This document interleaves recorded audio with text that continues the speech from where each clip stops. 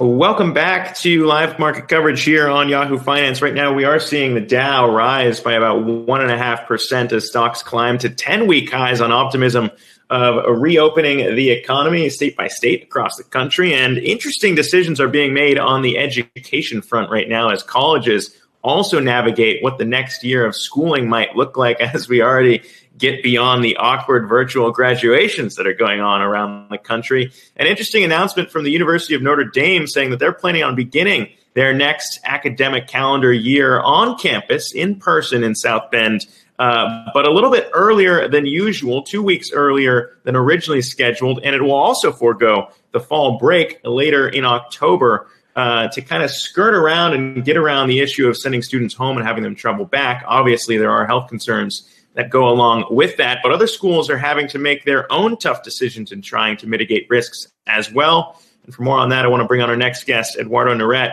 campusreform.org digital reporter, joins us right now. And Eduardo, I mean, Notre Dame's not operating in a vacuum here. There's a bunch of other schools having to make tough decisions right now as well. What have you seen in terms of the thinking around it? Well, if you're a student today, that's good news. So schools like Notre Dame, the University of South Carolina, and even NYU last night are saying they plan to be open in the fall. What they're doing is they're saying they're going to have ample testing, ample ability to trace students. They're going to take creative measures on campus to make sure it's less dense. So whether that means having less students in the dorms than traditionally, reducing foot traffic on campus in terms of where classes are set up. And I think that's going to be interesting to see if it works. These schools realize that the polling shows students want to return to campus. There's a demand for it. And so if there's any way they can open, albeit even in a reduced capacity, even if they can bring some students back, these schools are going to want to do that for financial reasons of their own. And it's just imperative that they take this time now during the summer to do that. I think they have the time. That doesn't mean every school is going to be able to open. That doesn't mean things can't change between now and the fall. But I think you're going to see a lot of colleges and universities take these summer months to take a look at what plans they can put into place come by the fall.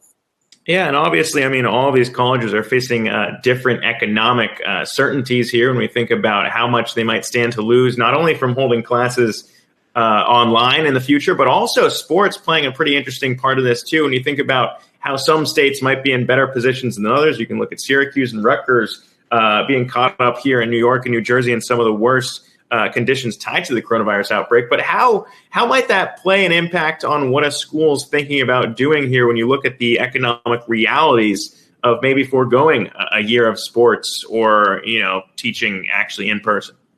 Oh, it's a huge, huge impact. It's difficult to fathom because it's billions and billions of dollars. And something that we've tried to point out here at the Leadership Institute's Campus Reform, what a lot of people aren't aware of is a lot of these colleges and universities basically operate on a semester-to-semester budget. So they've already lost money from the spring. They're not really going to be operating in the summer. And if you take away that fall, coupled with fall football, coupled with these other sports, you may see a lot of small schools around the country be forced to close its doors. We've already seen that in some places. And you may see some big schools be forced to close down some programs, some departments altogether, because the financial impact here is so huge. And it also extends beyond campus, right? You have a lot of these small college towns, small businesses that really rely on the student population to operate. And when students aren't in town, these businesses are going to suffer. So I think that's really something important that everyone needs to be focusing on right now, because it isn't just about the classes. It isn't just about taking classes online. It's about the financial viability of these universities and the cities they operate in for the future.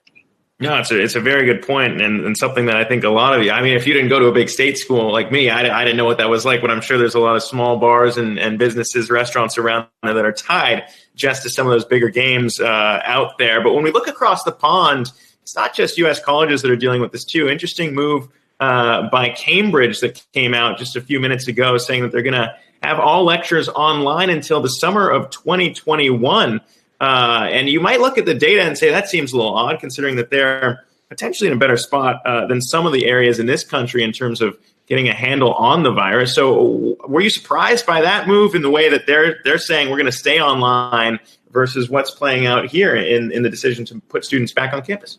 I think it is surprising just because that's so far in advance. It's so far away. And here in the U.S., California State University did a similar thing. They've already announced, in the fall, we are not going to be reopening. So you have two schools of thought. You have the universities, the university presidents and administrators that are going to try to come up with a plan. And you have others that say they're just closing down. And I think we're about to find out if higher education really operates under a free market system, because what students are saying is that they really don't like online learning. A lot of polls show that more than 3/4 of students dislike online learning. And so if you have a lot of these schools come out and say, we're going to be moving online, it's going to be interesting to see whether students pursue other options. The favorability of taking a gap year has increased during the coronavirus. About 10% of high school seniors have already said they've chosen other options for this fall in terms of a 4-year institution. So if these schools continue to say, hey, we're just going to be online, that's not going to be acceptable to a lot of students around the country. They're going to choose more affordable options because, frankly, the idea of paying tens of thousands of dollars to take online classes when really that tuition rate